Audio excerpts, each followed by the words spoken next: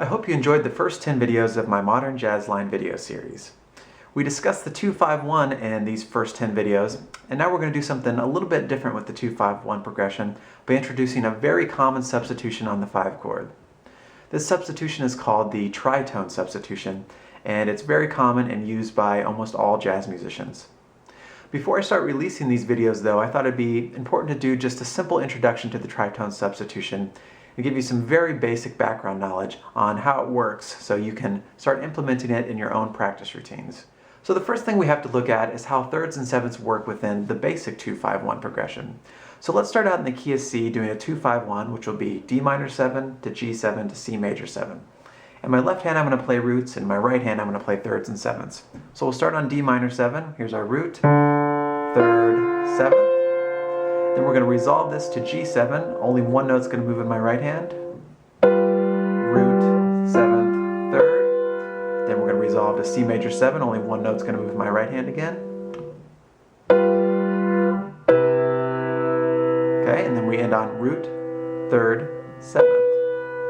So the first thing that I notice when looking at that is in our right hand, we're having alternating stacks of thirds and sevenths. Let me show you what I mean by that. Root, third, seventh. Root, seventh, third. Root, third, seventh. So the right hand's going to alternate how it works. Now what this means to us is that somewhere within those thirds and sevenths, they're always resolving the same way. So what's resolving the same way is the seventh moving to the third when we move from chord to chord each time. So let's see how that works one more time. So on D minor 7, you're going to have the top note, or the seventh, resolving to the third of G7.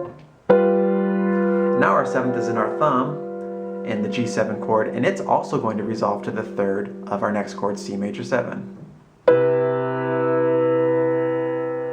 So that seventh to third resolution is what makes these 2-5-1 so powerful, and what also makes them so easily recognizable within the standard repertoire that most jazz musicians are playing today.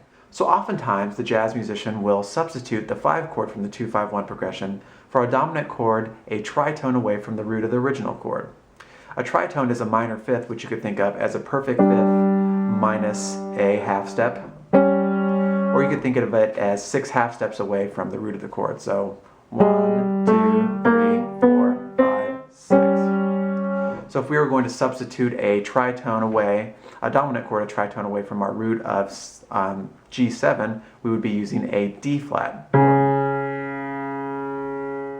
So let's play a tritone substitution and see how it works. So for the G7, we're going to be substituting D flat 7, which is a tritone away from the root of G7. First, let's play the original 2-5-1 progression. D minor 7, G7, C major 7. Now with the substitution, D minor 7, G7, C major 7. Sounds pretty good either way, right? So the only thing that changed was our left hand bass note. The right hand for the D flat 7 stayed exactly the same.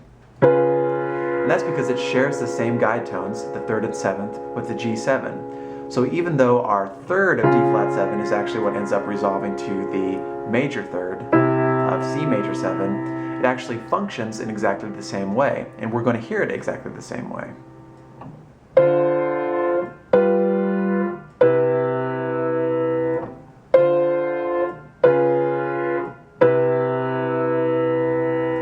So to reiterate this idea one more time, the reason tritone substitution works is that dominant chords a tritone away from each other will always share the same third and seventh guide tones.